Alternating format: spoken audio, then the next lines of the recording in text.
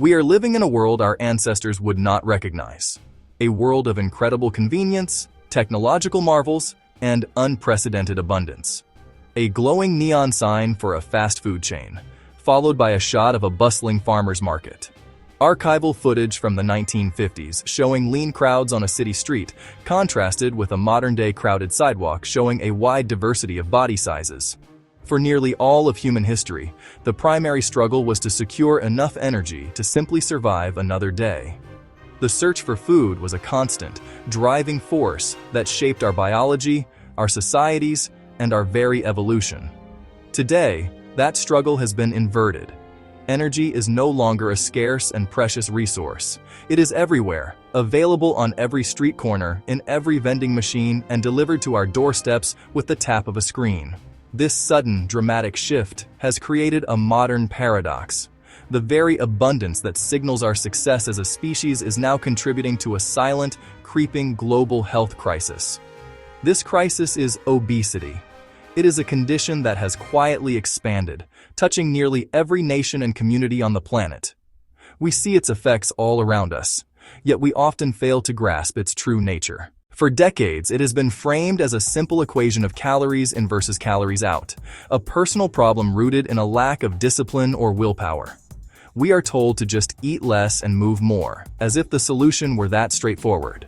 But if the answer were so simple, why has the epidemic only worsened? Why do rates of obesity continue to climb, bringing with them a cascade of related chronic illnesses that are overwhelming our healthcare systems and shortening lifespans? This is the question that sits at the heart of our modern dilemma. The narrative we have been sold is incomplete. It ignores a mountain of scientific evidence that paints a far more complex and nuanced picture. This story isn't just about personal choices. It is about biology, genetics, psychology, and the powerful environment we have constructed around ourselves. It is a story of how our ancient survival mechanisms are clashing with the realities of the 21st century. To truly understand why we gain weight, we must look past the surface-level judgments and delve into the intricate machinery of the human body. We need to explore the powerful hormonal signals and the deep-seated genetic programming that governs our relationship with food and energy. Our journey begins not with a judgment, but with a question. We will set aside the myths and misconceptions and instead follow the science. This exploration will take us deep inside the human body, into the command center of the brain, and out into the world that shapes our daily lives. We will investigate the food we eat, the communities we live in, and the economic forces that make it increasingly difficult to stay healthy. By understanding the true drivers of weight gain, we can move away from a culture of blame and toward one of empathy and effective solutions. It is time to decode the obesity epidemic and confront the weight of our modern world head-on. For too long, the conversation around obesity has been dominated by a moralistic tone. It has been treated as a failure of character, a visible sign of gluttony, a visible sign of sloth. This perspective is not only cruel and stigmatizing, but it is also scientifically inaccurate. Leading medical organizations around the world, including the American Medical Association, the World Health Organization, have now formally recognized obesity as a complex, chronic disease. This is not a semantic game. This reclassification is a critical first step. Thinking of obesity as a disease, much like diabetes or heart disease, allows us to use medicine and biology rather than judgment or shame. It shifts the focus from blaming the individual to understanding underlying pathology. So, what does it mean to call obesity a disease? An endocrinologist might say, it's chronic and relapsing and neurobiological. In simpler terms, the body's energy-regulating systems are failing. The brain's control panel for weight, the set point, has been dysregulated. It's like a broken thermostat, constantly telling the furnace to run when it's already warm. For someone with obesity, the brain sends powerful hunger signals and suppresses fullness signals, even with plenty of stored energy. This clashes with the willpower argument. Expecting people to overcome relentless biology through sheer force of will is like asking them to hold their breath underwater. You can do it briefly, but the body's drive to survive will take over. The urge to breathe becomes overwhelming, and that's not about character or discipline. Likewise, hormonal signals, neurological signals that drive eating are not a choice. They are core to the disease's physiology, a biological hijack willpower can't beat. Seeing obesity as a disease builds empathy. It lets us see the person beyond the condition and recognize the immense, often invisible struggle they live with daily. It opens the door to real, science-based treatments that target root biological causes instead of useless, try harder advice. This perspective is not an excuse, it's an explanation. It's the paradigm shift to stop shaming and start treating with compassion, respect, and medical care. The science is clear. We're not fighting lack of willpower. We're fighting a complex disease. To understand why our bodies seem so prone to gaining weight in the modern world, we have to travel back in time. For 99% of human history, our ancestors lived as hunter-gatherers in an environment of perpetual scarcity. Famine was not a distant threat, it was a recurring reality. The next meal was never guaranteed, and surviving long periods with little to no food was a fundamental challenge of life. In this context, our bodies evolved a brilliant and essential survival strategy. Natural selection favored individuals whose bodies were exceptionally good at finding energy, consuming energy, and, most importantly, storing energy. These were the people who survived the lean times and lived to pass on their genes. This genetic inheritance has been called the thrifty gene hypothesis. The theory suggests that we are the descendants of those who possessed a genetic makeup optimized for a world of caloric uncertainty. These genes made our ancestors incredibly efficient at extracting every last calorie and converting any excess energy into body fat. Fat was not the enemy. It was the ultimate insurance policy. It was a life-saving energy reserve that could be called upon during periods of famine, illness, or a long, harsh winter. Our biology became exquisitely tuned to defend against weight loss and to eagerly store fat whenever the opportunity arose. In the world of our ancestors, these thrifty genes were a profound evolutionary advantage. The problem is that we now live in the 21st century, but our bodies are still operating with this ancient genetic software. Our biological programming is designed for a world that no longer exists. We have inherited the physiology of a hunter-gatherer, but we find ourselves living in a world of drive-thrus and delivery apps. The evolutionary mismatch is stark. Our thrifty genes, once a key to survival, have now become a liability. The same biological drive that compelled our ancestors to feast during times of plenty is still active within us. However, in our modern environment, the time of plenty is all the time. The winter of scarcity never comes. This places us in a biological trap. Our genes are constantly encouraging us to eat and store energy, preparing for a famine that will never arrive. The modern food environment, with its endless supply of cheap, high-calorie, and intensely palatable foods, perfectly exploits this ancient programming. We are biologically predisposed to seek out and enjoy sugary, fatty, salty foods because, in our evolutionary past, these were rare and valuable sources of energy. Today, they are staples of the modern diet. We are not weak-willed. We are simply running an operating system that is profoundly out of date for the world we have built. This evolutionary paradox is a key reason why maintaining a healthy weight has become so difficult for so many. At the very center of this complex system of energy regulation lies a tiny, almond-sized structure deep within the brain, the hypothalamus. This is the body's master control center, the engine room that tirelessly works behind the scenes to keep our internal world in balance. The hypothalamus is responsible for managing a host of critical functions, including body temperature, thirst, sleep cycles, hunger, and energy expenditure. It acts like a sophisticated thermostat for body weight, constantly monitoring incoming signals from all over the body to determine whether we need more energy or have enough in reserve. It is the biological hardware that runs our ancient survival software. The hypothalamus does not work in isolation. It is in constant communication with the rest of the body through hormonal messengers.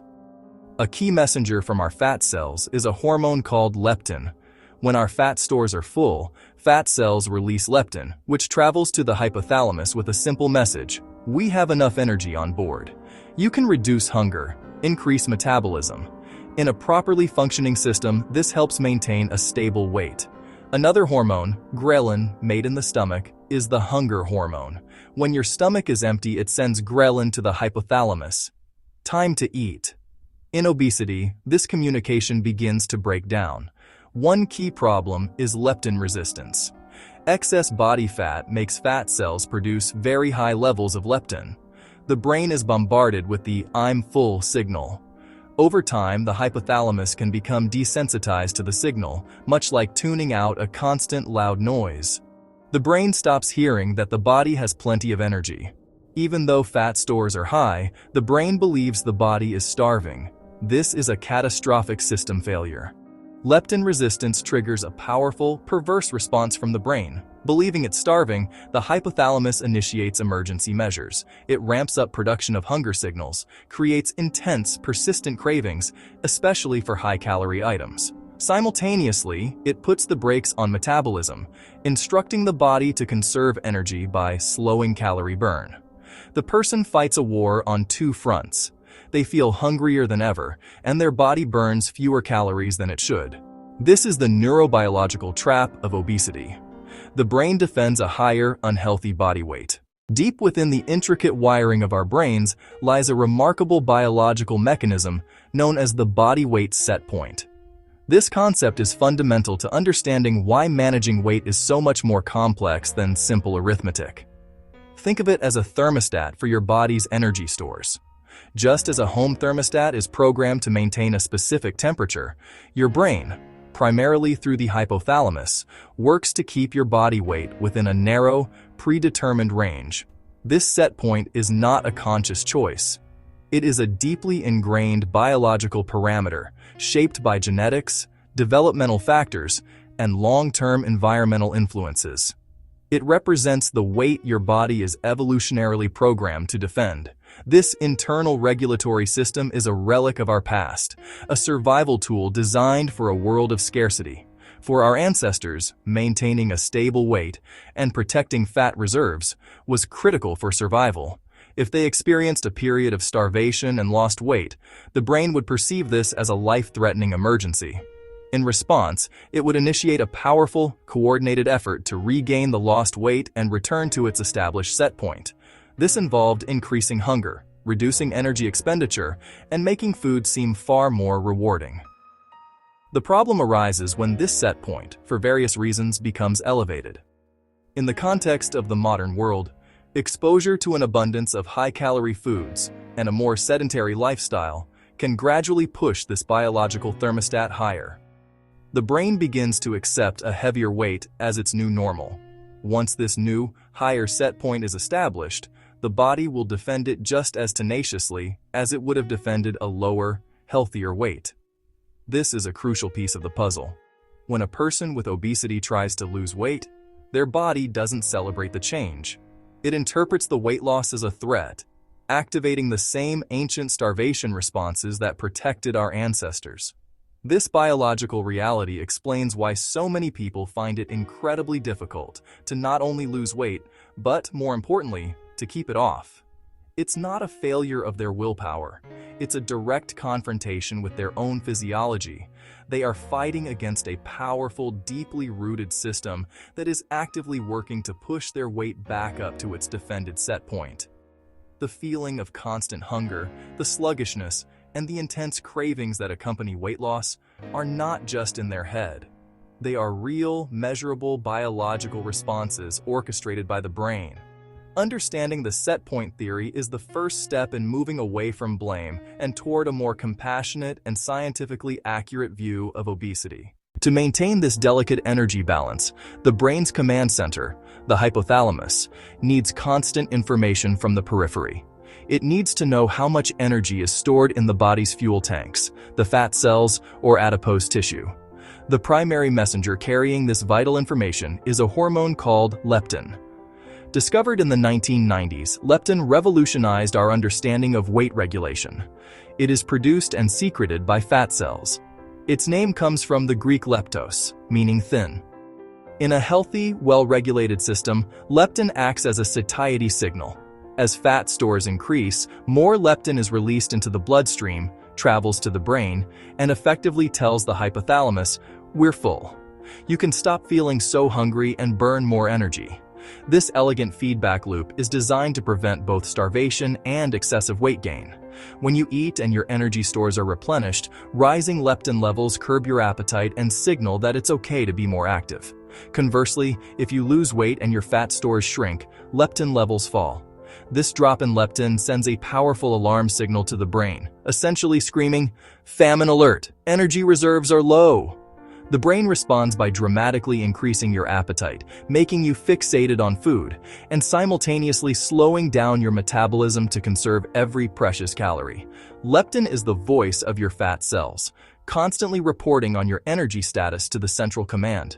For a time, leptin's discovery was hailed as a potential miracle cure for obesity. The logic seemed simple.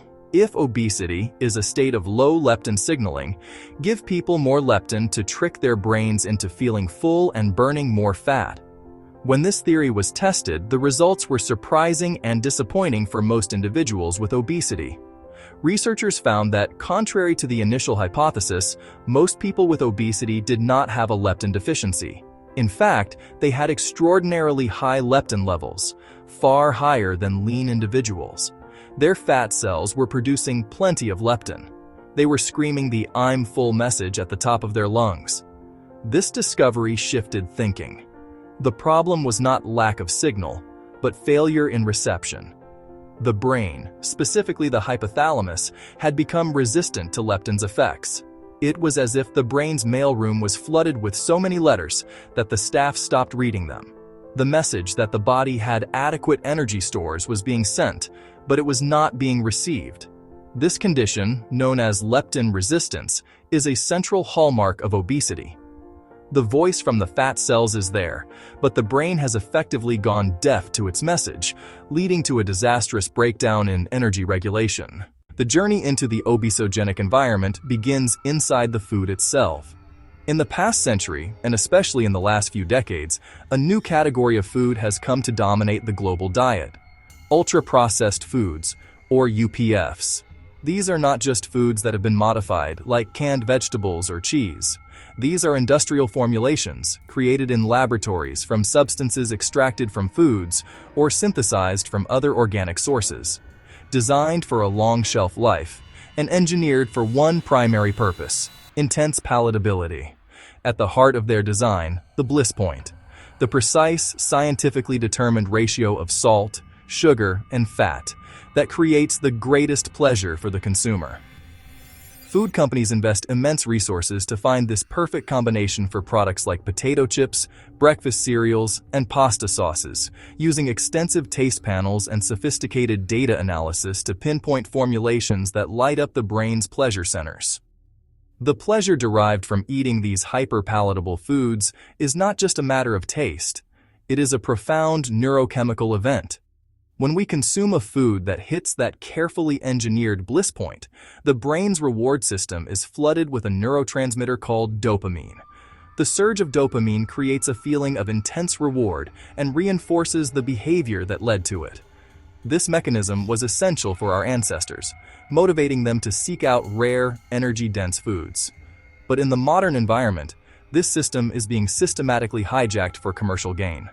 The dopamine response triggered by some ultra-processed foods can be so powerful it creates a cycle of craving and consumption that resembles the pattern seen with addictive drugs.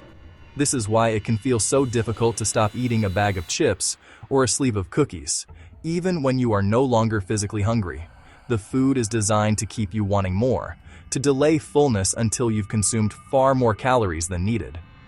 Engineering hyper-palatable foods is only the first step. The second is to ensure that these products are constantly and irresistibly placed in front of us. The modern food industry spends tens of billions of dollars every year on marketing and advertising, creating an immersive environment of persuasion that is nearly impossible to escape. This marketing is highly sophisticated and often targets the most vulnerable among us, using cartoon characters, celebrity endorsements, and social media influencers. The goal is to create cradle-to-grave consumers. The persuasion extends far beyond traditional advertising. The placement of products within a supermarket is a science in itself. Sugary, high-profit items are placed at eye level, while snack foods and candy are strategically located at the checkout counters to encourage impulse purchases. The environment of excess is not distributed equally. For millions of people, access to healthy, affordable food is severely limited by where they live. This phenomenon is known as a food desert. In these neighborhoods, the food landscape is often dominated by convenience stores, dollar stores, and fast food restaurants. Fresh fruits, vegetables, and lean meats are often expensive, of poor quality, or simply unavailable. Living in a food desert fundamentally changes the equation of personal choice. When the only food sources within walking distance are a fast food chain and a convenience store, the choice to eat healthily becomes a significant logistical and financial challenge. A fundamental and perverse reality of the modern food environment is that calories derived from nutrient-poor, ultra-processed foods are often significantly cheaper than calories from whole, nutrient-dense foods. This price disparity is not a natural market phenomenon. It is the direct result of agricultural policy and government subsidies that make the least healthy ingredients the most affordable. This economic pressure can make choosing a healthy diet feel like a financial luxury. The environment of excess is not just about the energy we consume, it is also about the energy we fail to expend. Over the last century, we have systematically engineered physical activity out of our daily lives. The most dramatic transformation has occurred in the nature of our work. In the mid-20th century, a large portion of the workforce was employed in physically demanding jobs. Today, the economy has shifted towards service and knowledge-based work. The modern workplace is the office. The average office worker spends the vast majority of their day sitting in a chair, staring at a screen. This prolonged sitting has been called the new smoking by some public health experts due to its detrimental effects on metabolic health. When we sit for long periods, the large muscles in our legs and glutes, our primary engines for glucose disposal, become inactive. This can contribute to insulin resistance. The removal of physical activity extends far beyond the workplace. It has permeated every corner of our lives through 1,000 small conveniences. This is the loss of incidental motion or non-exercise activity thermogenesis, NEAT. In our quest for efficiency and ease, we have systematically eliminated these small but significant sources of calorie expenditure, creating a life that requires a bare minimum of physical effort. Even our leisure time, which once might have involved a game of catch in the park, is now dominated by sedentary, screen-based activities like watching streaming services, playing video games, and scrolling through social media. Individually, none of these conveniences seem significant, but compounded over days, weeks, and years, the cumulative effect is enormous.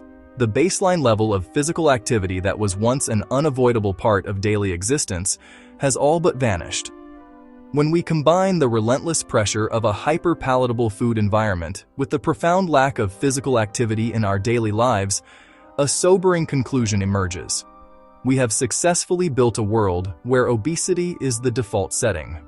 In this world, avoiding weight gain requires a conscious, sustained, and often exhausting effort. It requires actively fighting against the powerful currents of marketing, economics, urban design, and technological convenience. The question is no longer, why do so many people become obese? But rather, how does anyone manage to stay lean? Remaining at a healthy weight in this environment is the exception, not the rule. It requires privilege. Expecting individuals to single-handedly overcome this systemic pressure through personal discipline is not only unrealistic, it is a form of victim blaming. It ignores the power of the context that shapes our lives and our health. The obesity epidemic is not a pandemic of failing willpower. It is a pandemic of a toxic environment, a collective societal problem that requires collective, systemic solutions. The environment is the disease vector, and we are all exposed. The struggle against a dysregulated set point and an obesogenic environment is only the beginning of the story. The true cost of obesity is not measured simply by the number on a scale, but by the devastating internal war it wages on the body. For years, excess weight was seen primarily as a cosmetic issue. We now know this view is dangerously wrong. Obesity is not a benign condition, it is a gateway disease. It doesn't travel alone, bringing with it a cascade of metabolic and mechanical complications that can damage nearly every organ system. To understand this internal war, we must look at the adipose tissue itself. We thought of body fat as a simple, passive storage depot. This view is profoundly incomplete. Adipose tissue is a highly active, complex endocrine organ. In a person of healthy weight, it works in harmony with the body. However, as a person gains excess weight, the nature of this organ changes dramatically. Fat cells become overstuffed and stressed. They become dysfunctional and unruly. The tissue shifts from ally to a primary driver of disease. Overexpanded fat cells begin to leak free fatty acids into the bloodstream. This ectopic fat deposition is highly toxic and disrupts organ function. One of the most damaging consequences is chronic, low-grade inflammation. When fat cells become overstressed and die, they attract immune cells. This process releases a torrent of pro-inflammatory chemicals, cytokines, spreading a fog of inflammation through the body. This low-grade inflammation links obesity to many chronic diseases. It directly damages the cardiovascular system. Cytokines irritate the artery's inner lining, making artery walls sticky and promoting cholesterol-laden plaque buildup. That's atherosclerosis, hardening of the arteries. Systemic inflammation also causes insulin resistance. Cytokines interfere with insulin signaling in muscle and liver cells. Those cells become less responsive to insulin's call to take up glucose. The body's initial response is to compensate. The pancreas, sensing blood sugar staying too high, goes into overdrive, pumping out more and more insulin. It's like shouting louder to be heard in a noisy room, but this heroic effort cannot last forever. The beta cells of the pancreas become exhausted. They begin to wear out and die off. The pancreas begins to surrender. This is the tipping point where pre-diabetes progresses to full-blown type 2 diabetes. The supply of insulin can no longer meet the demand. Blood sugar levels now begin to rise uncontrollably. The consequences of chronically high blood sugar are devastating.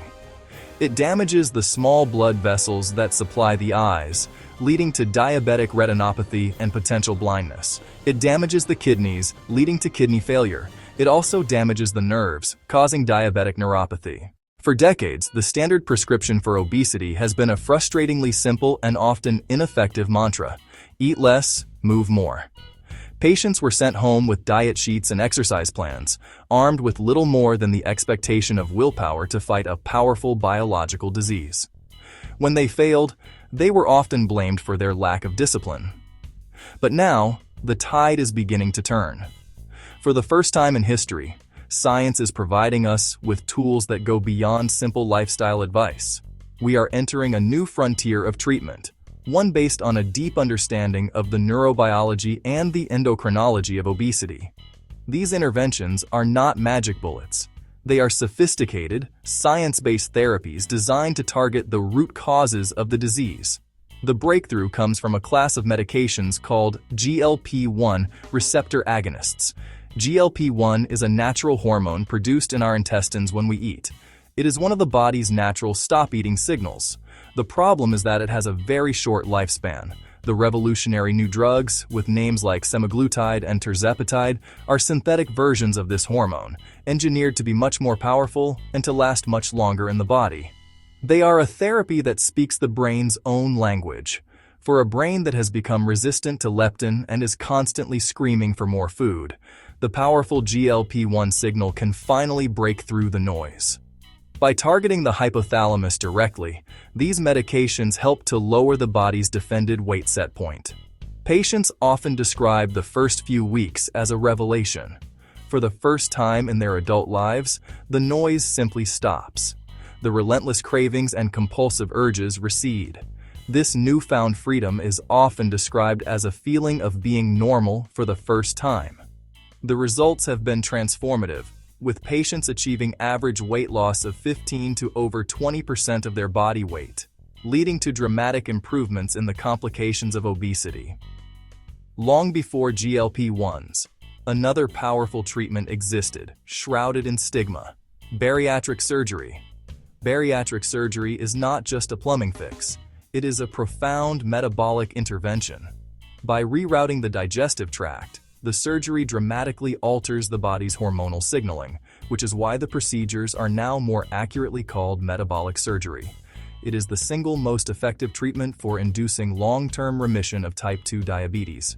Reevaluating it as the life-saving metabolic treatment it is a critical part of the new frontier. No treatment can be truly effective unless it addresses the psychological damage. Weight stigma is not motivation. It's a public health issue. This is the stigma stress loop. Shaming people doesn't make them lose weight. It makes them eat more to cope with the cortisol spike caused by the shame. Breaking this loop is critical to treatment. Treatment must include mental and emotional support, providing access to therapists trained in body image, binge eating, and the trauma of weight stigma. New medical tools are powerful, but work best within a holistic approach that heals mind and body, breaking the cycle of shame and allowing the journey toward health to begin. Our journey through the science of weight gain leads us to a clear and unavoidable verdict. The obesity epidemic is not a simple crisis of personal willpower. It is the predictable consequence of a profound mismatch between our ancient biology and the modern world we have constructed. It is a disease of our food system. It is a disease of our economic system. It is a disease of our urban planning. It is a disease of our culture. To place the blame entirely on the patient is to ignore the overwhelming scientific evidence. The single most important step we can take is to fundamentally change the conversation around weight. We must dismantle the culture of blame and shame. Blame is not a motivator. It is a toxin. Changing the conversation requires changing our language and media portrayals. Move away from the dehumanizing headless torso trope and show people as whole human beings.